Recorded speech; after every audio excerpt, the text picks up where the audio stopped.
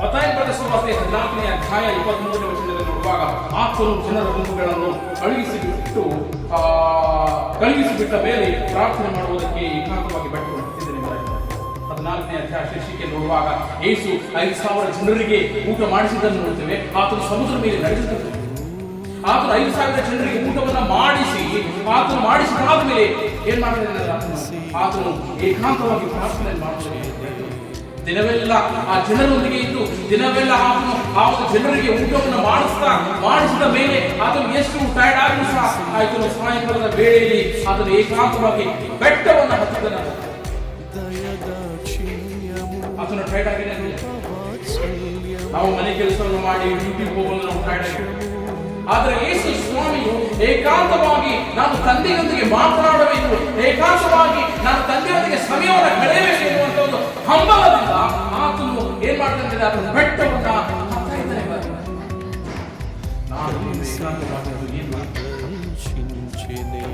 ನಾವು ಯೇಸುವಾಗಿ ಹಾಗೆ ಬೆಟ್ಟವನ್ನು ಹತ್ತಿದ ಹಾಗೆ ನಾನು ಏಕಾಂತವಾಗಿ ಆತನ ಸನ್ನಿಧಾನದಲ್ಲಿ ಪ್ರಾರ್ಥನೆಯ ಸಮಯವನ್ನು ಕಳೆಯುತ್ತಾ ಇದ್ದೇನೆ.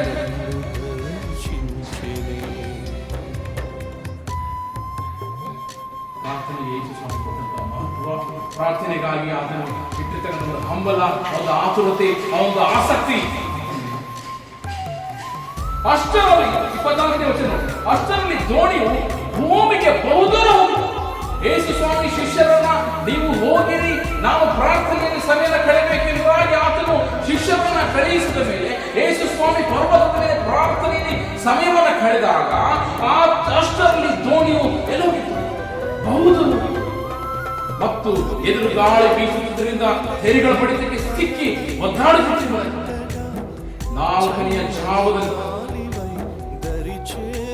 ಅವರು ತೆರೆಗಳ ಬಡಿತದಿಂದ ಸಿಕ್ಕಿ ಬಿದ್ದು ಒದ್ದಾಡುತ್ತಿದ್ದ. 25ನೇ ವಚನದಲ್ಲಿ ನೋಡುವಾಗ ರಾತ್ರಿಯ 4ನೇ ಜಾವದಲ್ಲಿ ಯೇಸು ಸಮುದ್ರದ ಮೇಲೆ ನಡೆದವರ ಕಡೆಗೆ ಶಿಷ್ಯರು ಸಿಕ್ಕಿ ಬಿದ್ದದಲ್ಲ, ಶಿಷ್ಯರು ತೆರೆಗಳ ಮಧ್ಯದಲ್ಲಿ, ಸಮುದ್ರದ ಮಧ್ಯದಲ್ಲಿ 4ನೇ ಜಾವದಲ್ಲಿ ಅವರು ಬಹುದೂರ ಹೋಗಿದಾಗ ತೆರೆಗಳ ಬಡಿತದಿಂದ ಅವರು ಸಿಕ್ಕಿ ಬಿದ್ದದಲ್ಲ. ಅವರಿಗೆ ಮೂವ್ಮೆಂಟ್ ಅನ್ನ ಮಾಡಕ ಅವರು ತಮ್ಮ ಒಂದು ಎದುರುಗಾಳಿ ಬೀಸುತ್ತಿದ್ದರಿಂದ ಅವರು ತೆರೆಗಳ ಬಡಿತಕ್ಕೆ ಎಷ್ಟು ಅವರು ಹುಟ್ಟನ್ನು ಹಾಕ್ತಾ ಇದ್ರು, ಎಷ್ಟು ಅವರು ಪ್ರಯತ್ನವನ್ನು ಪಡ್ತಾ ಇದ್ರು, ಅವ್ರು ಏನಾಗ್ತಿದ್ರು ಮುಂದೆ ನೀನು ಸಿಕ್ಕಿ ಬಿದ್ದಿರ್ತಕ್ಕಂಥ ವಿಷಯ ಏನಾಗಿದೆ, ನೀನು ಸಿಕ್ಕಿ ಬಿದ್ದಿರ್ತಕ್ಕಂಥ ಸಮಸ್ಯೆ ಏನಾಗಿದೆ, ನೀನು ಸಿಕ್ಕಿ ಬಿದ್ದಂತ ಒಂದು ಅನಾರೋಗ್ಯ ಏನಾಗಿದೆ, ನೀನು ಸಿಕ್ಕಿ ಬಿದ್ದಿರ್ತಕ್ಕಂತಹ ಒಂದು ಟ್ರಬಲ್ ಏನಾಗಿದೆ ಎಂಬುದಾಗಿ ದೇವರು ಅದನ್ನ ನೋಡ್ತಾ ಇದ್ದಾರೆ. ನೀನು ಸಿಕ್ಕಿ ಬಿದ್ದಿರ್ತಕ್ಕಂಥ ಪಾಪವಾಗಲಿ, ನೀನು ಸಿಕ್ಕಿ ಬಿದ್ದಿರ್ತಕ್ಕಂಥ ಶೋಧನೆಯಲ್ಲಾಗಲಿ, ನೀನು ಸಿಕ್ಕಿ ಬಿದ್ದಿರ್ತಕ್ಕಂಥ ಸಮಸ್ಯೆಗಳಾಗಲಿ ಯೇಸು ಸ್ವಾಮಿ ಅದನ್ನ ನೋಡ್ತಾರೆ. ಯಾವ ರೀತಿಯಲ್ಲಿ ಶಿಷ್ಯರು ಅವರು ಹುಟ್ಟು ಹಾಕುತ್ತಾ ಸಿಕ್ಕಿ ಬಿದ್ದು ಒದ್ದಾಡ್ತಾ ಇದ್ದರು, ಯೇಸು ಸ್ವಾಮಿ ಅದನ್ನ ನೋಡಿ ಅವರು ದೇವರು ನಿನ್ನ ಸಮಸ್ಯೆಯನ್ನು ನೋಡಿ, ನೀನು ಸಿಕ್ಕಿ ಬಿದ್ದು ಅದನ್ನು ನೋಡಿ, ನೀನು ಸಿಕ್ಕಿ ಬಿದ್ದೀಯೋ, ನೀನು ಯಾವುದರ ವಿಷಯದಲ್ಲಿ ಒದ್ದಾಡ್ತಾ ಇದ್ರು, ಯೇಸು ಸ್ವಾಮಿ ನಿನ್ನ ಸಿಕ್ಕಿ ಬಿದ್ದುದನ್ನು ನೋಡಿ ಆತನು ಏನ್ ಮಾಡ್ತಾ ಇಲ್ಲ, ಆತನು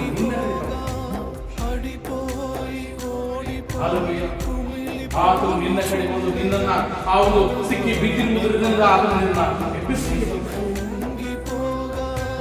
ಮುಂದೆ ನೋಡುವಾಗ ಯೇಸು ಸ್ವಾಮಿ ನಿನ್ನ ಮುಂದೆ ಬಂದಾಗ, ಯೇಸು ಸ್ವಾಮಿ ನೀನು ಸಿಕ್ಕಿ ಬಿದ್ದಿರ್ತಕ್ಕಂಥ ವಿಷಯದಲ್ಲಿ ಯಾವುದನ್ನು ಬಿಡಿಸಲಿಕ್ಕೆ ನಿನ್ನ ಹತ್ರ ಬಂದಿರುವಾಗ ಯೇಸು ಸ್ವಾಮಿ ನಿನ್ನೊಂದಿಗೆ ಮಾತನಾಡುವಾಗ ನೀನು ಆತನನ್ನ ಗುರುತಿಸುವಾಗಿದೆಯಾ?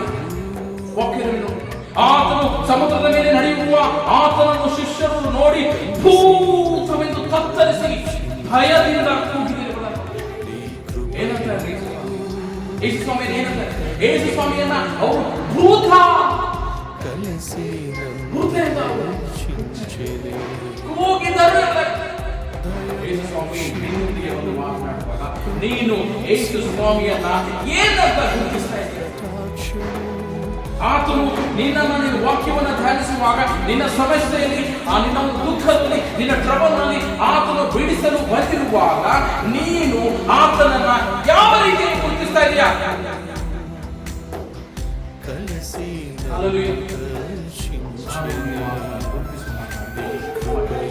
ರೀತಿಯಲ್ಲಿ ಯೇಸು ಸ್ವಾಮಿ ಪ್ರಾರ್ಥನೆ ಮಾಡುವುದಕ್ಕಾಗಿ ತನ್ನ ಒಂದು ಟೈಟ್ನೆಸ್ ನಲ್ಲಿ ತನ್ನ ಒಂದು ಎಲ್ಲಾ ಕೆಲಸಗಳನ್ನ ಮುಗಿಸು ಆತನ ಪರ್ವತವನ್ನು ಹಚ್ಚಿದನು, ಅದೇ ರೀತಿಯಲ್ಲಿ ನಾವು ನೀವು ಪ್ರಾರ್ಥನೆಯಲ್ಲಿ ಸಮಯವನ್ನು ಕಳೆಯಬೇಕಾಗಿದೆ. ಏಕಾಂತವಾಗಿ ರಾತ್ರಿಯೆಲ್ಲ ಆತನ ಪ್ರಾರ್ಥನೆ ಮಾಡುವುದೇ ಎಂಬುದಾಗಿ ನೋಡ್ತೇವೆ. ನೀವು ಲೂಕನ ಬರೆದ ಸುವಾರ್ತೆ 6ನೇ ಅಧ್ಯಾಯ 12ನೇ ವಚನ ನೋಡ್ರಿ, 9ನೇ ಅಧ್ಯಾಯ 18ನೇ ವಚನ ನೋಡ್ರಿ. ಆತನು ರಾತ್ರಿಯೆಲ್ಲ ಸಮಯವನ್ನು ಪ್ರಾರ್ಥನೆಯಲ್ಲಿ ಸಮಯವನ್ನು ಕಳೆದಿರುವುದಾಗಿದೆ. ಕರ್ತನಲ್ಲಿ ಪ್ರಿಯರೇ, ನಾನು ನೀನು ಸಿಕ್ಕಿ ಬಿದ್ದಿರ್ತಕ್ಕಂಥ ವಿಷಯದಲ್ಲಿ ನೀನು ಯಾವಾಗ ಪ್ರಾರ್ಥನೆಯಲ್ಲಿ ಸಮಯವನ್ನು ಕಳೆದು ನೀನು ಸಿಕ್ಕಿ ಬಿದ್ದಿರ್ತಕ್ಕಂಥ ನೀನು ಒದ್ದಾಡ್ತಕ್ಕಂಥ ವಿಷಯದಲ್ಲಿ ಬಿಡುಗಡೆಯನ್ನು ನೋಡಲಿಕ್ಕೆ ಸಾಧ್ಯ. ನೀನು ಆ ಒಂದು ಯೇಸು ಸ್ವಾಮಿ ವಾಕ್ಯದಲ್ಲಿ ನೋಡುವಾಗೆ ಅಲ್ಲಿ ವಾಕ್ಯದಲ್ಲಿ ನೋಡ್ತೇವೆ ಏನಂತ ನೋಡುವಾಗ ಅಲ್ಲಿ ತರುವಾಯ ಅವರ ದೋಣಿಯು ಹತ್ತಿದ ಮೇಲೆ ಗಾಳಿ ನಿಂತು ಹೋಯಿತು. ಯೇಸು ಸ್ವಾಮಿ ನಿನ್ನ ಜೀವಿತದಲ್ಲಿ ಬರುವಾಗ ನಿನ್ನಲ್ಲಿರ್ತಕ್ಕಂತಹ ಆ ಎದುರುಗಾಳಿ, ನಿನ್ನಲ್ಲಿರ್ತಕ್ಕಂತಹ ಆ ಒಂದು ಸಮಸ್ಯೆ, ನಿನ್ನಲ್ಲಿರ್ತಕ್ಕಂತಹ ಟ್ರಬಲ್ ಅನ್ನ ದೇವರು ಅದೆಲ್ಲವನ್ನ ನಿಂತು ಹೋಗುವಂತ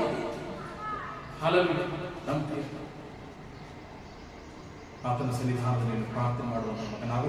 ಆತನ ಸನ್ನಿಧಾನದಲ್ಲಿ ಏಕಾಂತವಾಗಿ ಪ್ರಾರ್ಥನೆಯಲ್ಲಿ ಸಮಯ ಕಳೆಯುವಂತ ಮಗನಾಗು. ನಿನ್ನ ಸಮಸ್ಯೆಯಲ್ಲಿ, ನಿನ್ನ ಎದುರುಗಾಳಿಯಲ್ಲಿ, ನಿನ್ನ ಒಂದು ಒದ್ದಾಡುವಿಕೆಯಲ್ಲಿ ಯೇಸು ಕ್ರಿಸ್ತನನ್ನ ನೋಡುವಂತವನಾಗು. ಯೇಸು ಕ್ರಿಸ್ತನನ್ನ ನಿನ್ನ ಗುರುತಿಸುವಂತವನಾಗು.